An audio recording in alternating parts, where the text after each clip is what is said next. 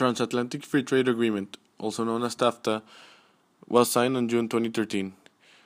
The countries involved in the trade agreement are the North American countries and the European Union on both sides of the Atlantic Ocean. The plan aims to cut non-tariff barriers, liberalize trade in services, and move to regions much closer to regulatory harmonization. The Transatlantic Free Trade Agreement between the US and the European Union intends to create the world's largest free trade area, protect investment, and remove unnecessary regulatory barriers. Corporate interests are driving the agenda, with the public having been sidelined.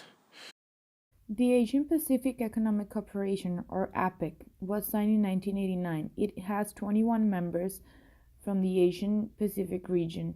APEC has grown to become a dynamic engine of economic growth and one of the most important regional forums in the Asia Pacific. It is home to around 2.8 billion people and represents approximately 59% of the world's GDP and 49% of the world trade.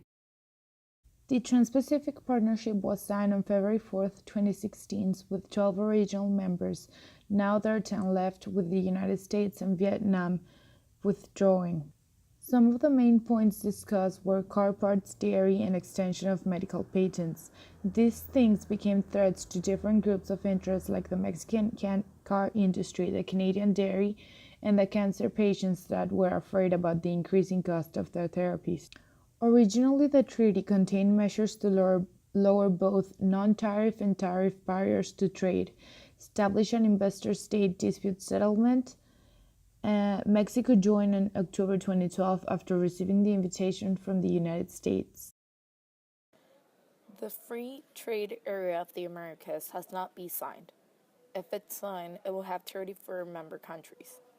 This treaty was mainly to have a free trade area between the American continent, but it was not implemented, and some problems got in the way, especially with Venezuela.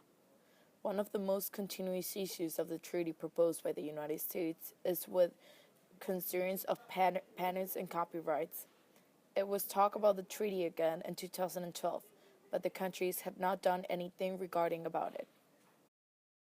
Some of the recommendations for Mexico's future in the trade policy area are focus on important and macroeconomic disequilibrium, reducing the price distribution, and reforming trade policy, a view towards an outward-oriented development strategy.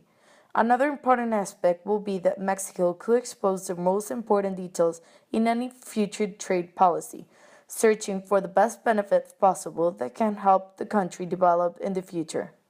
The search for the opportunity of reducing costs in the trading regime that can be more interesting to our size of different countries that can find Mexico as a trading target in future operations. Another one is educational, scientific, and governmental program, as well as economic incentives to keep the growth of flowing in the country and stop depending so much on the neighboring economies, also known as the US and Canada. The last one is to regulate all of the trade agreements every 2 years, in which they can have an important arbitration to search improvements that they can be done into an agreement to make it more efficient and throughout all of the trading process.